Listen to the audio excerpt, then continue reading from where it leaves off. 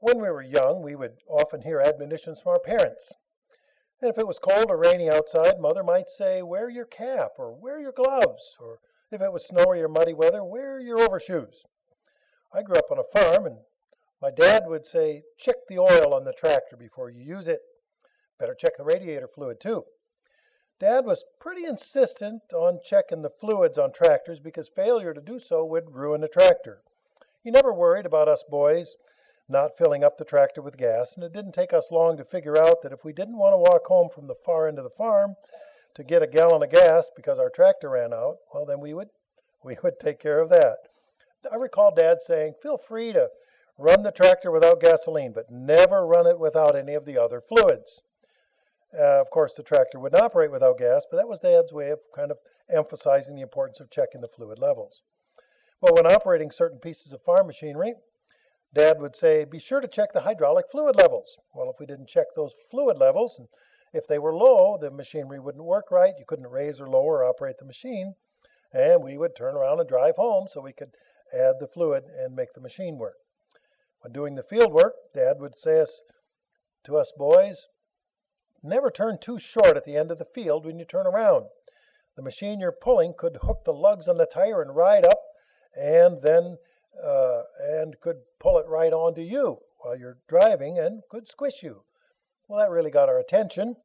So, especially when the implement we were pulling was like a 36-foot wide drag, as it were, which is a piece of ground leveling equipment that smoothed the soil, banged up the lumps before planting, and it had 6-inch metal spikes coming along these long rods. So when that starts riding up on the tractor, and you're turning a corner, what Dad said really comes home really quick because you're about to be impaled if you don't stop. And so you could only imagine the horrible damage or death that would occur. And so if you didn't listen carefully and follow those instructions, then there would be a disaster. We were raised around livestock, so we're warned never to approach a horse from the rear or a cow from the side. Or don't surprise the cow, because a horse can kick straight back. A cow, they don't tend to kick back, they kick out to the side. My dad tells the story of his younger brother, Uncle Wilbert. And as a young man, Uncle Wilbert was caring for draft horses on the farm. And as men often did, he didn't wear a shirt. And so he was walking out of the stall, and the horse kicked straight back.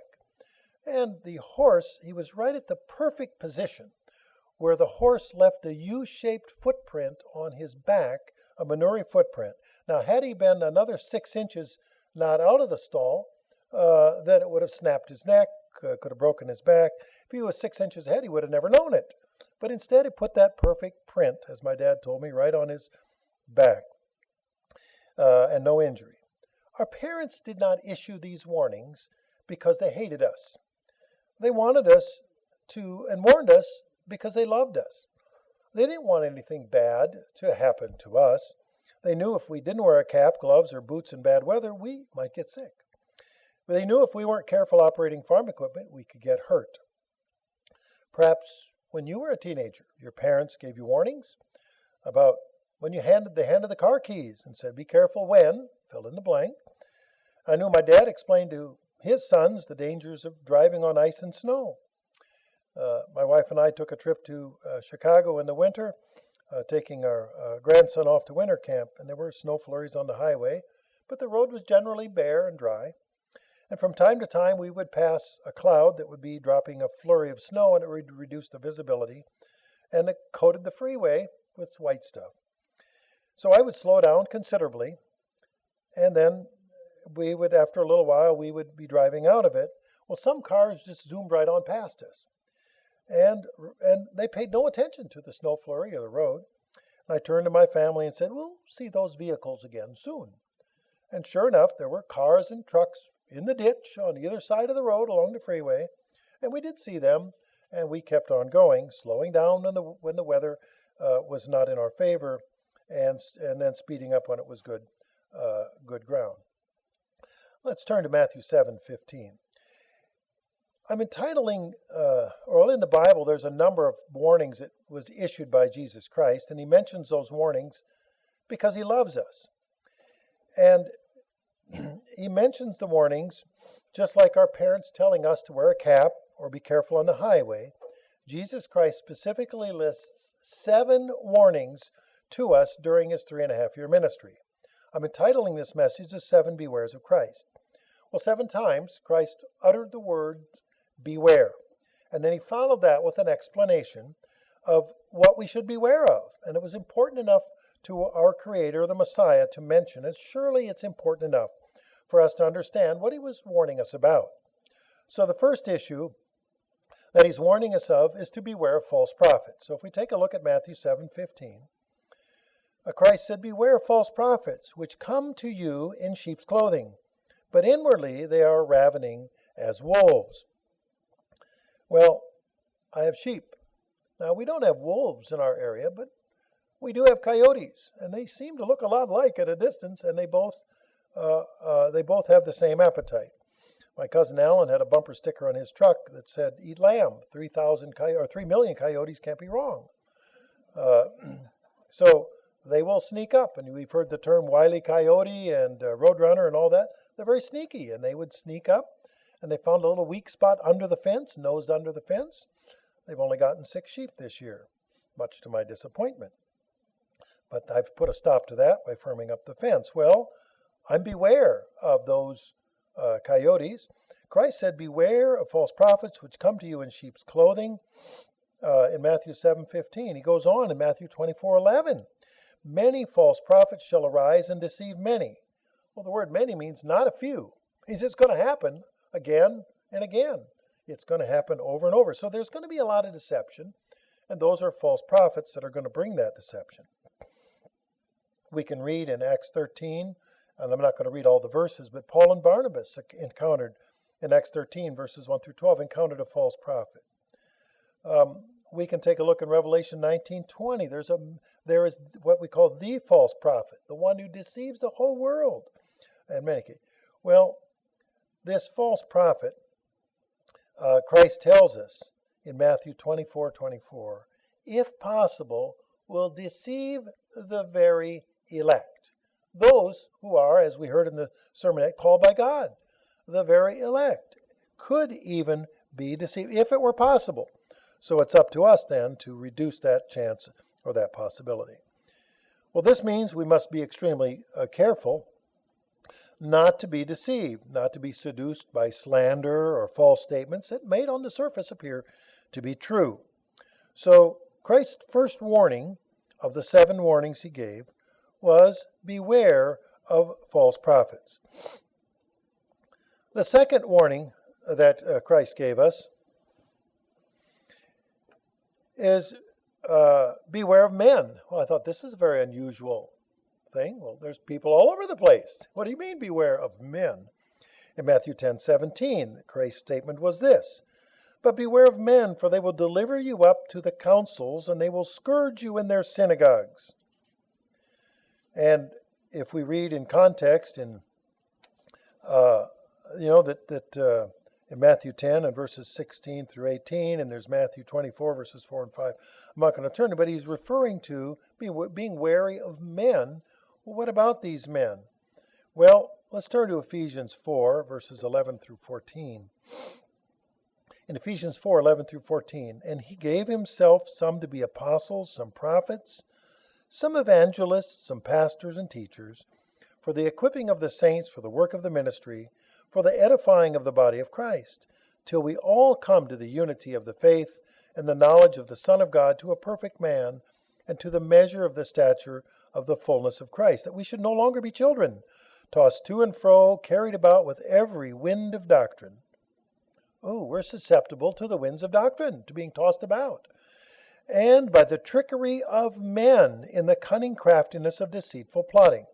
So this is in this same context, that men will come up with blowing different winds of doctrine, and they're cunning. Remember that earlier concept about the being wary of the wolf in sheep's clothing? Now we have men who have cunning craftiness of deceitful plotting. Well, I'm sure some of us have seen that in our lives before, that people may tend to, in ordinary thinking. Now, if somebody comes up to you and they have a sign written across their forehead that says, worry about me, I am cunning craftiness, and I am here to deceive you, do you suppose we would be slightly clued in? But people don't really come with a label like that. Saw an interesting cartoon this week that said all politicians should come with a barcode on their forehead so that it would be easier for them to be bought off. They could go through the self-checkout line. So the cunning and craftiness and deceitful plotting, we're susceptible to that. We'll believe somebody if they have credibility with us, and so if we have they have that level of credibility, they can introduce some false concept.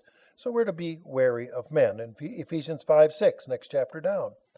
In Ephesians 5:6, let no one deceive you with empty words, because these things, the wrath of God, comes upon the sons of disobedience. So, empty words, how could we possibly be deceived by empty words? Well, we have to check them out to see if they be so. Because things can sound nice on the surface, but they may not check out. The Apostle Paul continued to write in Colossians 2:8, a further admonition. In Colossians 2:8, beware lest anyone cheat you through philosophy and empty deceit, according to the tradition of men, according to the basic principles of the world, and not according to Christ. So we have this potential for all of us to be deceived through what? Philosophy and empty deceit. It can happen to all of us. Well, it kind of sounded good. Well, let me go back and check that out first. So some things we need to put on hold. It was years ago, I had about a dozen employees in a small company. And as often the case in a small business, we had a close-knit group of employees. And as usual, on a Friday afternoon, I was closing the business down. I wished everyone a great weekend. And we laughed and joked and kidding around. And one Friday afternoon, I said, well, I'd see everybody on Monday, so don't get hit by a train. It's all lighthearted. It was a lighthearted comment. After all, everybody watches out for trains, right? On Monday morning, I received a phone call that one employee wouldn't be coming into work that day. Over the weekend, she and a group of friends were riding in a large RV. And the RV was approaching a railroad crossing, and the warning lights were flashing. The driver thought he could make it across the tracks of the oncoming train. And in fact, he did. He was right. The RV made it over the tracks. Unfortunately, he did not take into account that he was towing a boat, and the boat did not make it over the tracks. So the train hit at the back of the RV between the boat and the trailer, the boat that was on the trailer. Well, the engine of the train then, with the force that it was going forward, slammed the RV on one side of the train and the boat on the trailer on the other side, exploding both of them, scattering debris all into the fields. And of course, the propane tank on the RV exploded with the impact. And the young lady that worked for me, as she talked to her later, she said, I woke up in the field wondering what happened. She wasn't seriously hurt. She was banged up, but one moment she was riding along in the RV, and the next moment, what am I doing out here? Well, it was a tragic accident. There were a number of people hurt. A baby was killed that was in the group. She wasn't deceived by words. She was deceived by actions. She thought she was safe, but she did not know the mind of the person who was driving. She didn't take that precaution. So it doesn't matter whether somebody deliberately meant to do harm. They might tell you something in their own mind. It's fine, but it's not the point. It's not whether they intended to do or deliberately to do harm. Is what they say or what they do, is that harmful? So Christ said, beware of men, and we should evaluate what we find accordingly. The third warning that Christ gave is beware of the leaven of the Pharisees and the Sadducees. Well, these were sects of Jews at the time of Christ. In Matthew 6:16, Jesus said to them, take heed, beware of the leaven of the Pharisees and Sadducees. If we go down to verse 11, how is it that you don't understand that I spoke to you not concerning bread, that you should beware of the leaven of the Pharisees and Sadducees? Christ is explaining it isn't just the leaven in the bread. It's the leaven in the Pharisees and the Sadducees. Now let's take a look. If we take a look, what is he talking about here? What is the leaven of the Pharisees and the and we take a look and we can find the answer in Luke 12, verse 1. In Luke 12, verse 1, in the meantime, when they were gathered together an innumerable multitude of people, insomuch as they trade one upon another, he began to say to his disciples, first of all, beware of the leaven of the Pharisees. And then he added the definition, which is hypocrisy. So the leaven of the Pharisees is hypocrisy. And, thank you. And so Christ was saying the leaven, in other words, it's poisonous to people. It can get people say one thing when they're secretly meaning something else, or they're saying one thing but doing something completely different. So we're warned, in the warning number 3 is to beware of the leaven of the Pharisees and the Sadducees. But let's expand this a little more, because Christ was a little more clear when he said, beware of the doctrine of the Pharisees and the Sadducees. And in Matthew 16:12, then understood they how he bade them not beware of leaven of bread, but of the doctrine of the Pharisees and Sadducees. Well, what is this? We know how it spreads. Leaven spreads through the whole bunch of dough, the loaf to leaven the loaf and make it rise up. But what is it that this is that they were teaching? In Mark 7 and verse 7, what did Christ say, as Mark recorded in Mark 7:7? And in vain do they worship me, teaching as doctrines the commandments of men. So what were these Pharisees teaching? Well, the doctrines of men. They were making stuff up. And I know it's hard to believe that people would make it up, but just open your newspaper, turn on the television, folks, and it hasn't changed. People just make stuff up. They put out what they want you to believe. And we're going back, as we read in Colossians 2:8, beware lest anyone cheat you through philosophy and empty deceit, according to the tradition of men, according to the basic principles of the world, and not according to Christ. So you have this commandments of men are really the problem. They were putting man's commandments between individuals and God, displacing God's commandments or pretending that they were part of God's commandments. In Colossians 2, verse 20, I'm going to quote this in the NIV. You have died with Christ and become dead to these old ways. Then why do you follow the old ways of worship? Why do you obey man-made rules? These rules say, you must not put your hand on this. Do not put this into your mouth. You must put your finger on that. All these things come to an end when they are used. You are following only man-made rules. It looks as if it is wise to follow these rules in an act of worship because they are hard on the body. It looks as if they're done without pride, but they're actually worth nothing.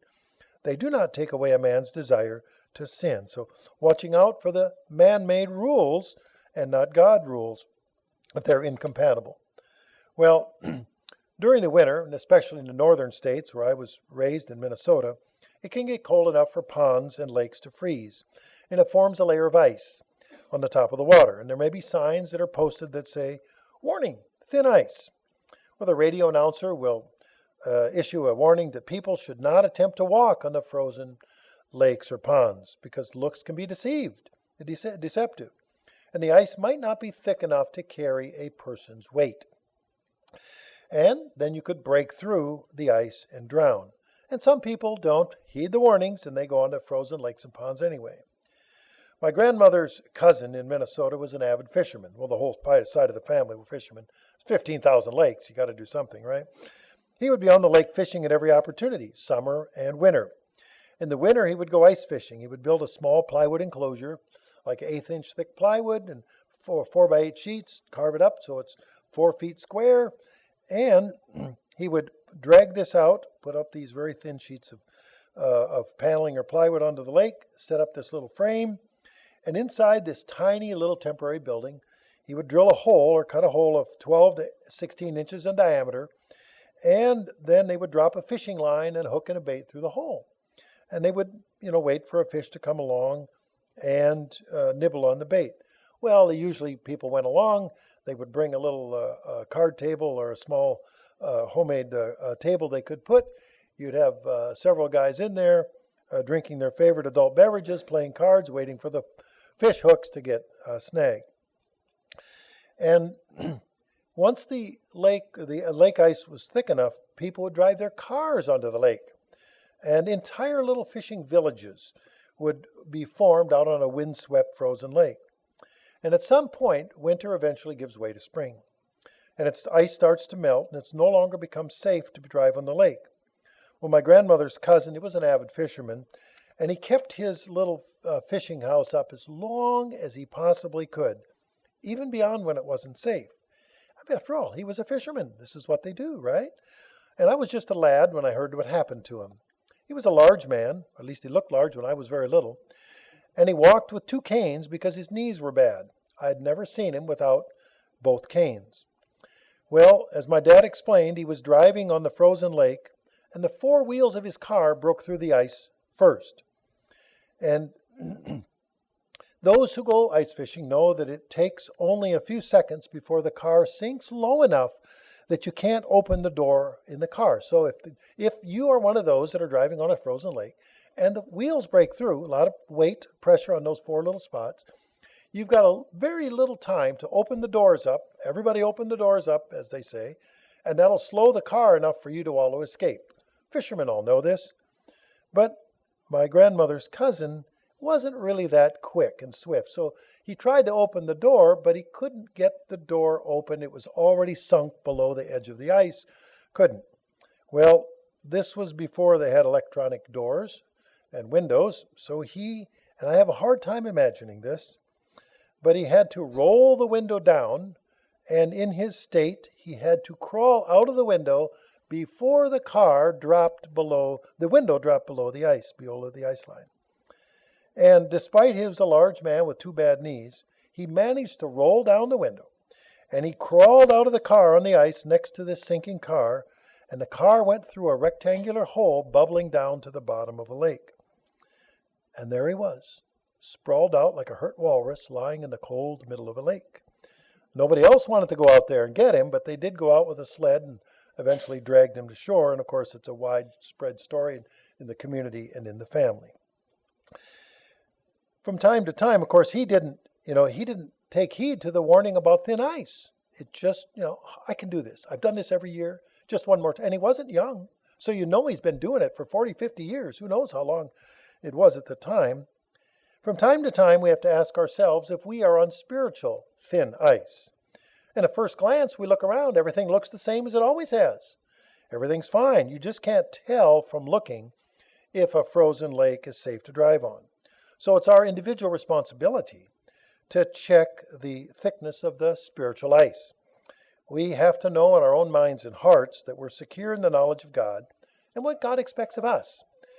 A year or so ago, and it happens every year, some people go wandering off onto thin ice. And it happens every year physically, and it happens every year spiritually. So we have to take assessment of ourselves every year to make sure that we're on secure ground. Do we just take somebody's word for it that the ice is thick enough, that it'll bear our weight? Because after all, if it's spiritual ice, our eternal life depends on that discernment. Are we abiding by the doctrines of God or the commandments of men? And of course, in Acts 17, we start reading about those that were the Bereans. In Acts 17:11, these were more noble than those in Thessalonica, in that they received the word with all readiness of mind and searched the scriptures daily whether these things be so. Well, these Bereans, they weren't going to be misled. They weren't going to wander onto thin ice. They're going to check this out. They'll drill a little hole in that ice, see how thick it is. Is this really so? What did they do? They read the scriptures. Quite simply, as we heard in the sermonette, trust your Bible. Don't place your trust in those who would take the place of the Pharisees or the Sadducees. And as we read in Mark 7:7, the commandments of men are not the doctrines of God. So beware number 4, Christ warned us, beware of the doctrines of the Pharisees and the Sadducees. The 5th warning is beware of the leaven of Herod. Man, I really kind of wondered about that one when I first read it. What could that mean? In Mark 8:15, and he charged them, saying, this is Christ, take heed, beware of the leaven of the Pharisees. And then he adds this, of the leaven of Herod. We can read in context, if you want, the whole chapter of Mark 8 or Mark 14 through 16 to get in context. The Donald Boyd commentary put it, I thought, rather distinctly. Herod had a different law, Roman law, which he enforced, but he didn't bother with the moral law, as he was personally immoral respecting marriage and murder. Thus, the leaven of Herod draws attention to the bifurcation of civil, meaning Roman law, and moral law. In our day, there are people who consider themselves very upstanding people if they have not broken the law of the land, meaning the civil law, but their morality is unchristian. The leaven of Herod involves an exalting of the civil law above God's moral law, putting man's law above God's law. Jesus tells us to beware of this. There's good reason to beware of it. Secularists are offended at the breach of civil law, and they bring down the force of law on those who offend the civil law. Happens all the time. So if you lie to the police, you can end up in prison. Incidentally, they can lie to you, and that's fine. That's just business as usual. Secular lies, breaking secular laws, are very selective, so you've got to really pay attention to those. So this leaven of Herod is really putting the civil law above the law of God. Well, it's legal, so therefore we can do it. Well, maybe not. It may not be morally according to God's law. So we have beware of the leaven of Herod. The sixth category, or the sixth beware that Christ issued, is beware of the scribes. Well, you think, what is this? These are just people that write stuff down. I mean, they write it down with authority. In Mark 12, verse 38, and he said to them in his doctrine, beware of the scribes, which love to go in long clothing and love salutations in the marketplace. In Luke 20, verse 46, there's another description by Luke, which desire to walk in long robes and love greetings in the markets, and the highest seats in the synagogue and the chief's rooms at the feasts. Matthew 23, starting in verse 13, gives further description. But woe to you, scribes and Pharisees, hypocrites, for you shut up the kingdom of heaven against men, for you neither go in yourselves, nor do you allow those who are entering to go in. Verse 14, woe to you, scribes and Pharisees, hypocrites, for you devour widows' houses, and for a pretense make long prayers. Therefore you will receive greater condemnation. Verse 15, woe to you, scribes and Pharisees, hypocrites, for you travel land and sea to win one proselyte, and when he is won, you make him twice as much a son of hell as yourselves. In other words, that's all he's going to get going to the grave. They're not helping him to achieve the kingdom of God. And it goes on in verse 23, in Matthew 23, woe to you, scribes and Pharisees, hypocrites, for you pay tithe of mint and anise and cumin, and have neglected the weightier matters of the law, justice, mercy, and faith. These you ought to have done without leaving the others undone. Verse 24, blind guides who strain at a gnat and swallow a camel. So where's the priorities here? They're doing little things that they make up along the way, but they're ignoring the laws of God. What does really God want them to do? And we read on for the rest of chapter 23, from 23 through 36. He goes on, calls them serpents, brood of vipers, and refers to in verse 35 about the righteous blood that was shed on earth, calling back from Abel and others who were righteous and were slain. So Jesus Christ said, beware of the scribes. And what the scribes would teach, and their arrogance. They walk in arrogance, want the highest places in the synagogue. Look at me, I'm really somebody. Instead of what a true servant would be is, how can I help you? What can I do to serve your needs, as the model for a servant leadership is. The seventh beware that Christ uttered is in Luke 12:15. Beware of covetousness. Why would this be such a big deal? Well, let's read Luke 12:15. And he said to them, take heed and beware of covetousness, for a man's life consists not in the abundance of the things which he possesses. Well, we've probably all seen a sign that says, beware of dog. People put them up because they don't want somebody to come and burglarize or rob the place, right? And what's the first thing that comes to mind when you see the sign that says, beware of dog? There's a big mean dog that's going to bite me or maybe maul me. I got to be careful there. And most of us have a ferocious dog story somewhere where we were attacked or threatened by a dog. Pretty much everybody somewhere has come up with one of those. And I know that automotive junkyards often have one or more guard dogs in case someone comes into the junkyard at night and attempts to steal auto parts. And there's a lot of stories about the junkyard dog attitude and approach and so forth. Like, is the junkyard dog going to show you mercy if you're on the wrong side of the fence? I don't think so. You're just toast if you're there. So if you don't see the dog and the sign says beware of dog, you still have reason to be concerned. You have that warning. It's probably not a good idea to hang around that automobile junkyard after the business is closed for the day. I once saw a sign that says, don't worry about the vicious dog. Instead, worry about the owner, Smith & Wesson. Well, the message was clear. Don't trespass, or there will be unpleasant consequences. You can take your pick, the vicious dog or the angry owner with a gun, or maybe both.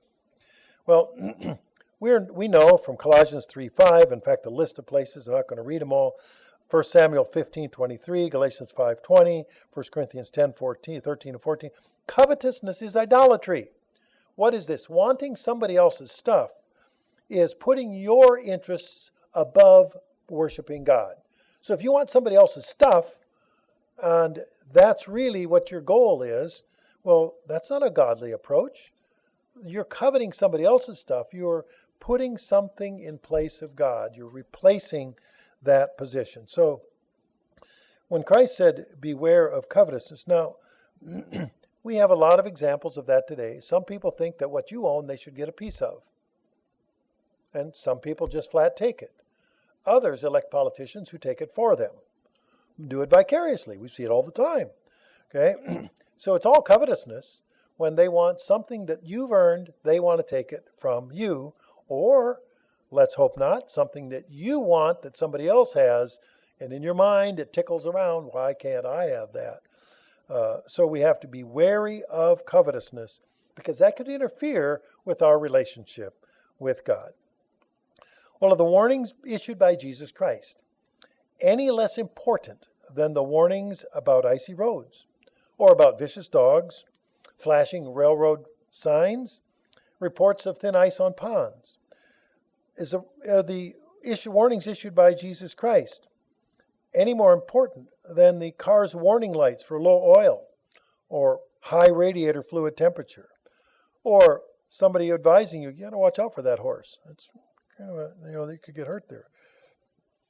Or wearing overshoes in the mud, or operating heavy machinery. The warnings exist for our benefit. But more important than those physical warnings are spiritual warnings, the 7 bewares of Christ.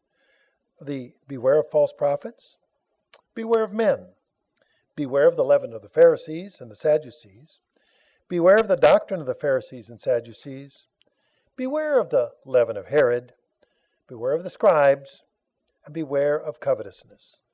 For 7 times, Christ uttered the word beware, and then followed that with an explanation of what we should beware of. If it's important for our Creator and Messiah to mention, then it's surely critical for us to understand what he was warning us about. And just as a sign warning us of the danger of walking on thin ice, so we should be mindful of the bewares uttered by Christ.